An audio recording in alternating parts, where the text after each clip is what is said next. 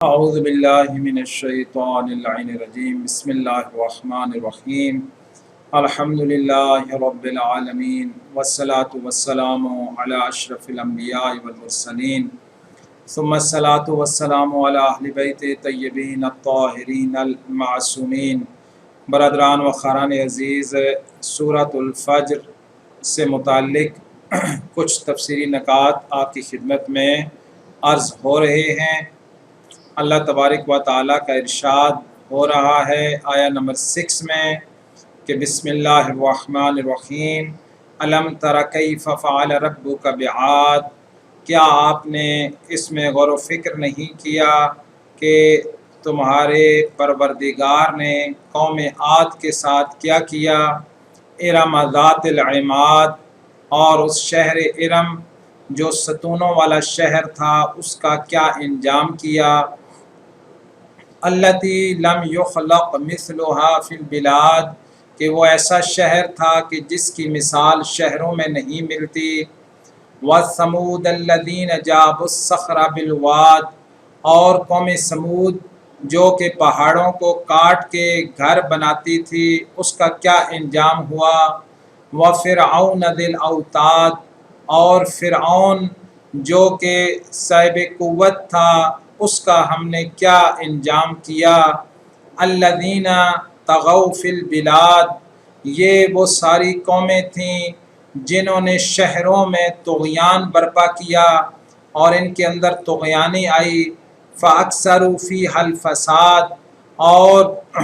انہوں نے اس میں بہت کثیر فساد برپا کر دیا۔ فصب علیہم ربک صوت عذاب، پس تیرے پروردگار نے عذاب کا تازیانہ ان پر برسایا۔ ان ربک لبالمرصاد، یقیناً تیرا پروردگار ظالموں کی گھات لگائے ہوئے ہے۔ تو یہ جو آیا نمبر 6 سے لے کر آیا نمبر 14 تک جو ہے وہ 3 قوموں کا ذکر ہے۔ اس سے پہلے کہ ہم اس بارے میں گفتگو کریں اور اس کی تفسیری نکات عرض کریں، آج کے اس لیکچر میں کچھ اصولی نکات آپ کی خدمت میں عرض کرنا چاہتے ہیں۔ سب سے پہلے ہمیں اس بات کو جاننا چاہیے کہ قرآن کریم کتاب ہدایت ہے۔ قرآن کریم کتاب ہدایت ہے۔ اس کا بنیادی اور اصلی جو مقصد ہے اس کے نازل کرنے کا وہ ہے انسانیت کی ہدایت، اور اس انسانی ہدایت کے لیے اس قرآن کریم کو اللہ تبارک و تعالی نے اپنے علم سے نازل فرمایا اور انسانوں کے لیے قابل فہم قرار دیا کہ یہ نزول کا مطلب یعنی اللہ تبارک و تعالی نے اس قرآن کو اس قابل بنایا کہ انسان اس کو سمجھ سکیں، انسان اس سے آگاہی حاصل کر سکیں، انسان اس تک رسائی حاصل کر سکیں۔ جیسے فرمایا کہ انہ لقرآن کریم، کہ یقیناً یہ قرآن بہت کرامت والی کتاب ہے۔ انہ لقرآن کریم فی کتاب مکنون، جو کہ ایک بند کتاب کے اندر ہے۔ لا یمسہ الا المطہرون، اور اس کو نہیں کوئی مس کر سکتے سوائے پاکیزہ لوگوں کے،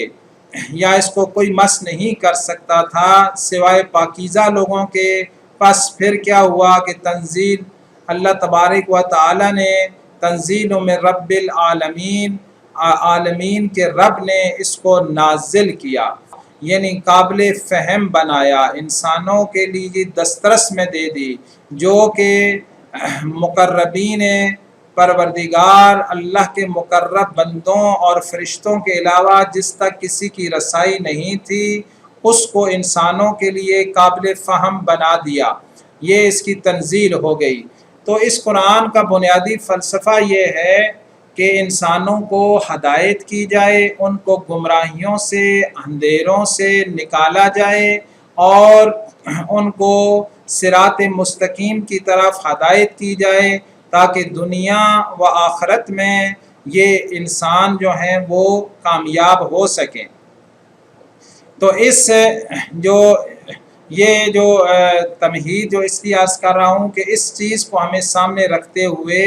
قرآن کریم کے اندر جو مختلف اقوام کا ذکر ہے اس کو اس اینگل سے ہمیں دیکھنا ہے، یعنی ہمیں یہ دیکھنا ہے کہ یہ قرآن کریم میں اللہ تعالیٰ نے یہ کیوں واقعات یہ نقل کیے ہیں، کیونکہ قرآن کریم کوئی قصوں اور کہانیوں اور داستانوں کی کتاب نہیں ہے، بلکہ یہ انسانوں کی ہدایت کی کتاب ہے۔ لہٰذا ان واقعات کو اگر وہ فرعون کا ذکر کرتا ہے قرآن کریم، یا قارون کا ذکر کرتا ہے، یا حامان کا ذکر کرتا ہے، یا نمرود کا ذکر کرتا ہے، یا قوم عاد و قوم سمود و قوم لوط کا ذکر کرتا ہے، تو اس سے ہمیں اس نقطے کی طرف متوجہ رہنا چاہیے کہ یہ جتنے واقعات قرآن کریم بیان کر رہا ہے دراصل میں یہ انسانوں کی ہدایت کے لیے ہیں۔ اس لیے جب ہم اس پوائنٹ کو اپنے سامنے رکھیں گے اور اس نقطہ نظر سے ان واقعات کو پڑھیں گے تو یقیناً ہم اپنی زندگیوں میں بھی اور اپنے ارد گرد ماحول میں بھی ہم ہدایت پا جائیں گے اور ہم اپنے آپ کے بارے میں فیصلہ کر سکیں گے۔ لیکن اگر صرف ہم داستانوں کے طور پر ان کو لیں گے، جو کہ کم فہم لوگوں کی عادت ہوتی ہے کہ وہ واقعات کے اندر گم ہو جاتے ہیں اور جو اصل نقطہ ہوتا ہے اس کو وہ بھول جاتے ہیں۔ لہٰذا ان مثالوں کی اور ان واقعات کی جو مقصد ہے یا ان واقعات کا جو فلسفہ ہے وہ یہ ہے کہ اس کے ذریعے سے انسان ہدایت کی طرف گامزن ہو جائیں اور ہدایت حاصل کریں۔ ان واقعات کا مقصد انسانوں کو ہدایت کی طرف گامزن کرنا ہے۔ لہٰذا اس کے اندر ہم 3-4 پوائنٹس جو ہیں نا وہ آج آپ کی خدمت میں عرض کرتے ہیں کہ یہ کیوں مختلف اقوام کا ذکر کیا گیا ہے اور مختلف واقعات قرآن کریم میں کیوں بیان کیے گئے ہیں۔ ان کے فلسفے تو بہت زیادہ ہیں، لیکن ہم جو 3-4 نکات عام فہم ہیں اس کو آپ کی خدمت میں پیش فرماتے ہیں۔ پہلا نقطہ جس کو سمجھنے کی ضرورت ہے وہ یہ ہے کہ اللہ تبارک و تعالیٰ یہ جو مختلف اقوام کا قوم فرعون، قوم سمود، قوم عاد اور اسی طریقے سے نمرود، قارون اور حامان کے جو ذکر قرآن کریم میں کیے گئے ہیں، اس کا پہلا مقصد یہ ہے کہ جو قاری قرآن ہے، جو قرآن کو پڑھنے والا ہے، قرآن کی تلاوت کرنے والا ہے، قرآن میں غور و فکر کرنے والا ہے، سب سے پہلے وہ اپنے آپ کو اس آئینے کے اندر دیکھے، یعنی کہیں ایسا نہ ہو کہ میرا شمار قوم فرعون، قوم عاد، قوم سمود، قارون، حامان اور قوم لوط میں کہیں خدا نخواستہ میں خود تو اس میں نظر نہیں آ رہا۔ سب سے پہلے انسان کی ہدایت کے لیے نقطہ یہ ہے کہ وہ اپنے آپ کو اس آئینے کے اندر دیکھے کہ کہیں وہ خود اس کے اندر شامل تو نہیں ہے، اور اگر اس کے اندر شامل ہے تو اپنے آپ کو بچائے، کیونکہ قرآن کریم نے جہاں ان قوموں کا ذکر کیا ہے وہاں ایک اصول اور قانون اور سنت بھی واضح کی ہے کہ ان کا انجام کیا ہوا ہے۔ جو لوگ اس کماش کے تھے یا جو لوگ اس راستے پہ جو لوگ چلے ان کا انجام کیا ہوا۔ لہٰذا اگر انسان جو ہے وہ اس سے ہدایت یعنی اگر انسان جو ہے وہ ان واقعات میں غور و فکر کرے اور اس کے انجام کو دیکھے تو وہ انسان جو ہے نا وہ اپنے آپ کو اس کردار سے بچانے میں کی طرف متوجہ ہو جائے گا۔ لیکن اگر صرف وہ داستانوں کے طور پہ لے گا تو پھر کوئی فائدہ نہیں ہے۔ لہٰذا سب سے پہلا نقطہ جو پہلا پوائنٹ آپ کی خدمت میں آج عرض کرنا ہے وہ یہ ہے کہ ہمیں یہ دیکھنا ہے کہ کہیں میرا شمار ان قوموں میں سے کسی فرد کے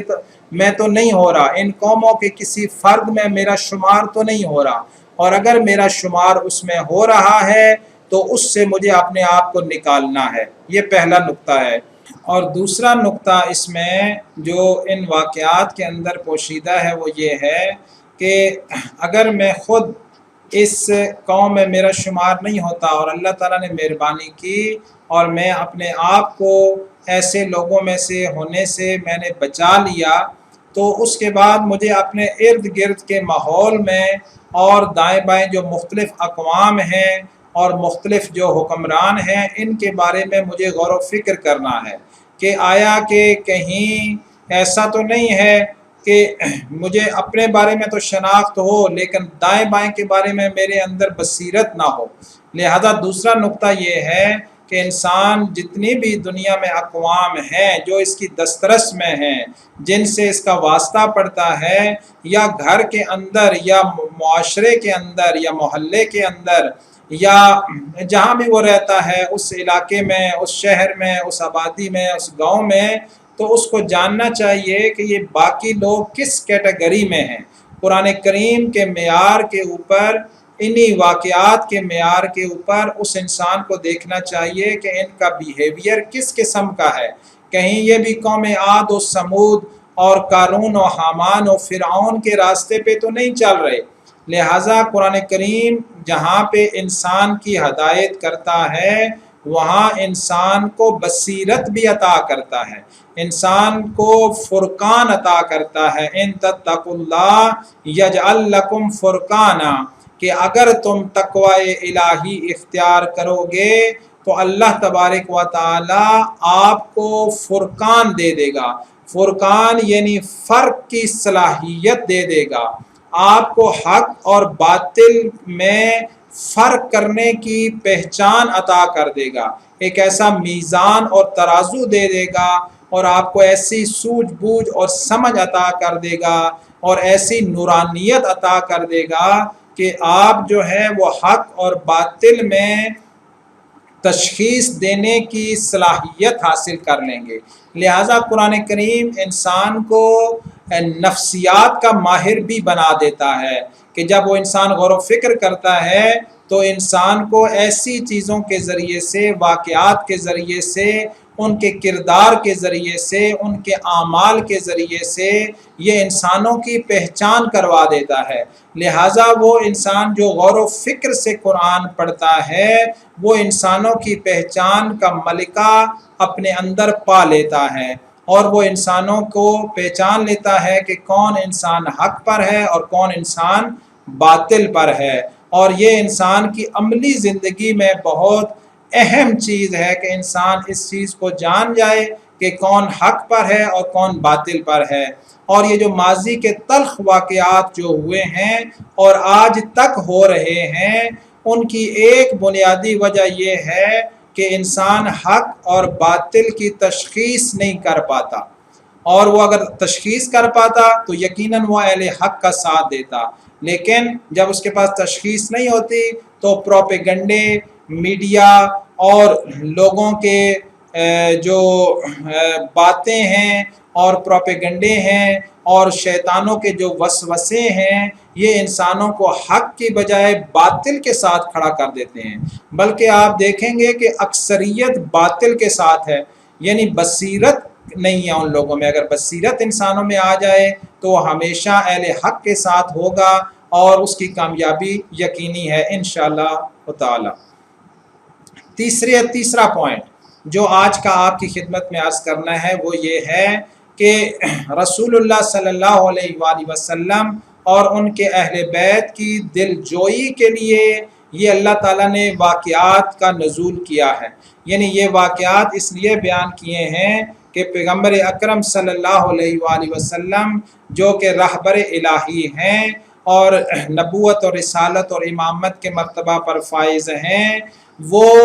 جب ایسے لوگوں کا بیہیویئر دیکھیں تو وہ جو اس کے معاشرے میں ان کے ساتھ جو رویہ اختیار کیا جا رہا تھا اور جو مخالفین تھے، تو اس سے وہ دل میں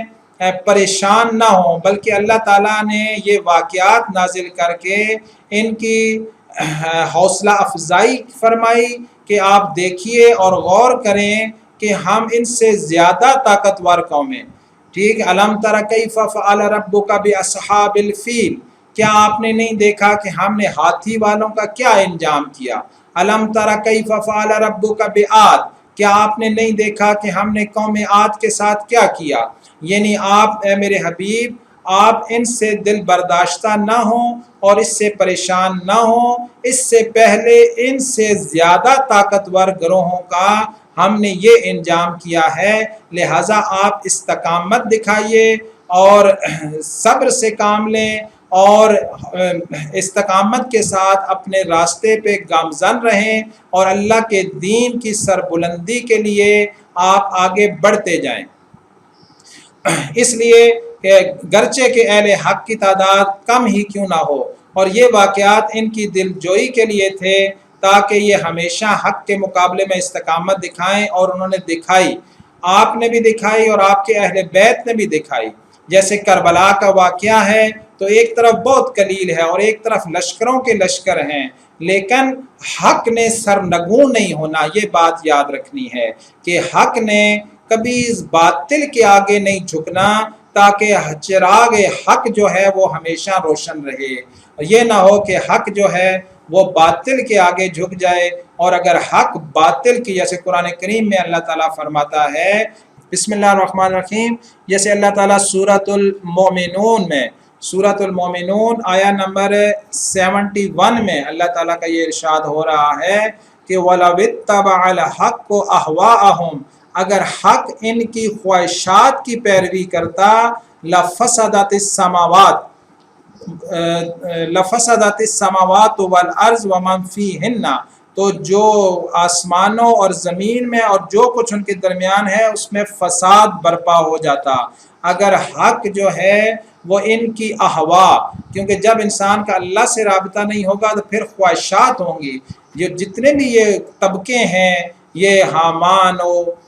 قارون و فرعون و قوم عاد و سمود اور یہ اس کماش کے جتنے لوگ ہیں، یہ سب خواہشات کے غلام ہیں، یہ خواہشات کی پیروی کرتے ہیں۔ کسی کی خواہش حکومت ہے، کسی کی خواہش مال ہے، کسی کی خواہش انا ہے، کسی کی خواہش جو ہے وہ اپنے آپ کو بڑا بنانا ہے۔ بہرحال یہ مختلف قسم کی خواہشات ہیں۔ اللہ تعالیٰ فرماتا ہے کہ اگر حق ان کی خواہشات کی اتباع کرے تو اس صورت میں آسمان و زمین اور جو کچھ ان کے درمیان ہے اس میں فساد برپا ہو جائے۔ لہٰذا راہبران الہی کے یہ ذمہ داری ہے کہ وہ ان باطل قوتوں کے خلاف کھڑے ہوں۔ حق نے ان کی اتباع نہیں کرنی ہے، گرچہ کم ہی کیوں نہ ہوں، بلکہ ان کے مقابلے کرنا ہے اور وہ ہدایت کے چراغ کو ہمیشہ روشن رکھنا ہے۔ چوتھا نقطہ جو اس کا ہے آج کے اس درس کا، وہ یہ ہے کہ فقط محمد و آل محمد علیہ السلام کے لیے نہیں بلکہ تا قیامت، کیونکہ قرآن قیامت تک کی لوگوں کے لیے ہدایت ہے، لہٰذا آج کے زمانے کے بھی رہبر الہی کو ان آیات کے اندر یہ نقطہ جو ہے وہ ملتا ہے اور یہ ہدایت ملتی ہے کہ جو رہبر الہی ہوگا وہ کبھی باطل سے اس کے آگے سرنگوں نہیں ہونا اس نے، اور وہ کبھی باطل کے آگے جھکے گا نہیں، اور باطل سے کبھی خوف زدہ نہیں ہوگا، اور اپنی تعداد کے قلیل ہونے کے اوپر کبھی پریشان نہیں ہوگا، بلکہ استقامت کے ساتھ وہ آگے بڑھے گا۔ اور یہ الہی راہبر کی ایک بہترین پہچان ہے جو اگر انسان قرآن کریم میں غور کرے تو اس کو مل جائے گا۔ ہمارے ہاں اکثر کیونکہ ہم ان چیزوں کے اندر ملوث ہیں کہ جن سے قرآن کریم نے منع کیا ہے، مثلا قرآن کریم نے کہا ہے کہ وَلَا تَكُونُوا كَالَّذِينَ تَفَرَّقُوا، تم لوگوں نے ان لوگوں میں شامل نہیں ہونا، ایسا نہیں بن کے میرے پاس آنا، وَلَا تَكُونُوا، ہرگز ایسا نہیں بننا، كَالَّذِينَ تَفَرَّقُوا، جن لوگوں نے تفرقہ کیا ہے ان جیسا تم نے بن کے نہیں آنا ہے۔ یعنی یہ قرآن کریم کا یہ حکم ہے کہ تم نے ایسا نہیں بن کے آنا کہ جن لوگوں نے دین میں تفرقہ کیا۔ وجہ کیا ہے؟ وجہ یہ ہے کہ جب دین میں تفرقہ ہوگا تو حق اور باطل کی شناخت کا پیمانہ قرآنی نہیں ہوگا، بلکہ وہ حق اور باطل کا پیمانہ الہی ہونے کی بجائے، یعنی بجائے اس کے کہ حق اور باطل کا پیمانہ الہی ہو یعنی قرآنی ہو، انسان فرقوں کے اندر چلا جائے گا اور وہ فرقے کی بنیاد کے اوپر دیکھے گا کہ کیا یہ حق ہے یا باطل ہے۔ جیسے یہود تھے، یہود قرآن کریم کہتا ہے کہ یہ جو یہودی ہیں یہ اس طرح رسول اللہ صلی اللہ علیہ وآلہ وسلم کو پہچانتے ہیں جیسے اپنے بیٹوں کو پہچانتے ہیں۔ یعنی آپ دیکھیں کہ وہ آدمی انسان کتنا عجیب ہے کہ ایک انسان رسول اللہ کو اس طرح پہچانے جیسے اپنے بیٹے کو پہچانتا ہے۔ اگر 100 اور 1000 لوگ بھی کھڑے ہوں، اس میں اگر جب اس کا باپ اپنے اس پہ نظر دوڑاتا ہے تو جہاں اس کا بیٹا کھڑا ہوتا ہے وہ ان 100 اور 1000 لوگوں میں بھی اپنے بیٹے کو پہچان لیتا ہے اور اس کی نظر اس کے اوپر جا کے جم جاتی ہے۔ تو یعنی اتنی یہ کلیئر جو پہچان تھی وہ ان یہود کے پاس تھی، لیکن پھر مانا کیوں نہیں؟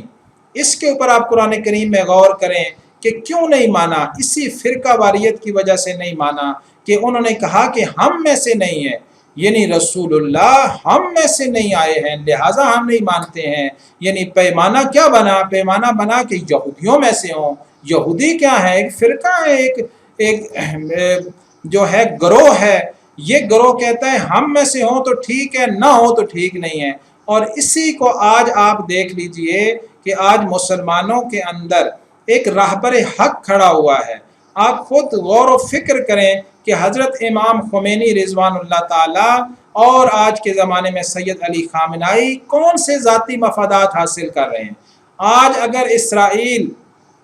کہ یہ مخالف ہیں تو کیوں مخالف ہیں؟ کوئی انسان غور و فکر کرے اس کو کہ اسرائیل کے کیوں مخالف ہیں؟ کہ فلسطین کے اوپر اس کا ناجائز قبضہ ہے، اور فلسطین میں کون لوگ رہتے ہیں؟ کتنے شیعہ لوگ رہتے ہیں فلسطین کے اندر؟ تو آپ کو حیرانگی ہوگی کہ بہت ہی کم ہے، شاید نہ ہی ہوں فلسطین کے اندر، سب اہل سنت کے لوگ جو ہیں وہ وہاں پہ موجود ہیں۔ لیکن اسلام کا نظام یہ ہے کہ کونوا للظالم خصما وللمظلوم اونا، کہ ظالم کا مقابلہ کرنا ہے اور مظلوم کا ساتھ دینا ہے۔ لہٰذا کشمیر کا ہو یا فلسطین کا ہو یا یمن کا ہو یا شام کا ہو یا عراق کا ہو، جہاں بھی مظلوم ہوں گے ان کا ساتھ الہی راہبر دے گا۔ اس سے نہیں اس کا باعث کہ یہ کون لوگ ہیں، وہ خواہ غیر مسلم بھی مظلوم ہوں گے تو اسلام کا نظریہ یہ ہے کہ اس کا ساتھ دیا جائے اور ظالم کے خلاف قیام کیا جائے۔ لہٰذا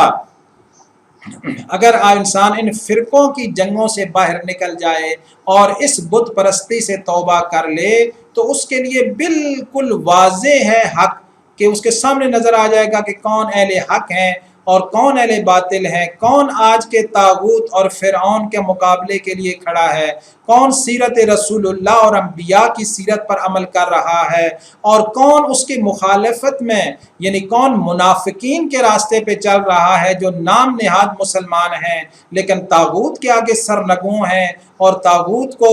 مضبوط کرتے ہیں۔ لہٰذا یہ آیات جو ہیں وہ آج کے زمانے کے بھی الہی راہبر کو پہچاننے کے لیے کافی ہیں، اگر انسان بصیرت رکھے اور کل قیامت کے دن جو ہے وہ اس کے نجات کے لیے یہ چیزیں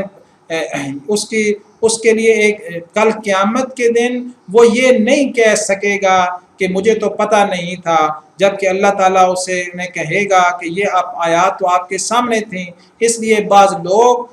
جن کو قرآن کریم کہے گا کہ تم لوگ مشرک تھے تو وہ اللہ کی قسم کھائیں گے کہ واللہ ربنا ما کننا مشرکین، کہ اللہ کی قسم ہم مشرک نہیں تھے۔ تو اس وقت کہا جائے گا انظر، دیکھو ان کی طرف کہ یہ کیسے جھوٹ بولتے ہیں۔ یعنی انسان کا شعور ختم ہو جاتا ہے، طاغوت کے آگے سرنگوں ہو کر پھر لا الہ الا اللہ پڑھ کے اپنے آپ کو خالص کرتا ہے تو نادان ہے یہ انسان، کہ خودی کا سر نہاں لا الہ الا اللہ، خودی ہے تیغ فساں لا الہ الا اللہ۔ یہ مال و دولت دنیا یہ رشتہ و پیوند، بتان وہم و گماں لا الہ الا اللہ۔ تو یہ جو بتان وہم و گمان ہیں ان کے آگے انسان جھک جاتا ہے اور یہ خیال کرتا ہے اور یہ گمان کرتا ہے کہ وہ انسان جو ہے وہ الہی انسان ہے، لہٰذا ان آیات میں اسے غور و فکر کرنا ہے، ان آیات سے اسے جو ہے نا وہ استفادہ کرنا ہے، اور آج کے زمانے کا جو جہاں پہ آج کے زمانے کے جو رہبران الہی ہیں ان کے لیے جہاں پہ یہ ہدایت کا پیغام ہے یہ آیات، وہاں مجھ اور آپ جیسے لوگوں کے لیے بھی یہاں اس میں ہدایت کا پیغام ہے کہ وہ رہبران الہی کی شناخت کر سکیں اور دیکھ سکیں کہ ان میں انبیاء کی سیرت پر چلنے والا اور ائمہ کی اہل بیت کی سیرت پہ چلنے والا اور قرآن کی سیرت پہ چلنے والا کون ہے اور نفاق کے راستے پہ چلنے والا کون ہے۔ آخر میں اللہ تبارک و تعالیٰ سے دعا گو ہیں کہ وہ اپنے حبیب اور آل طاہرہ کے صدقے میں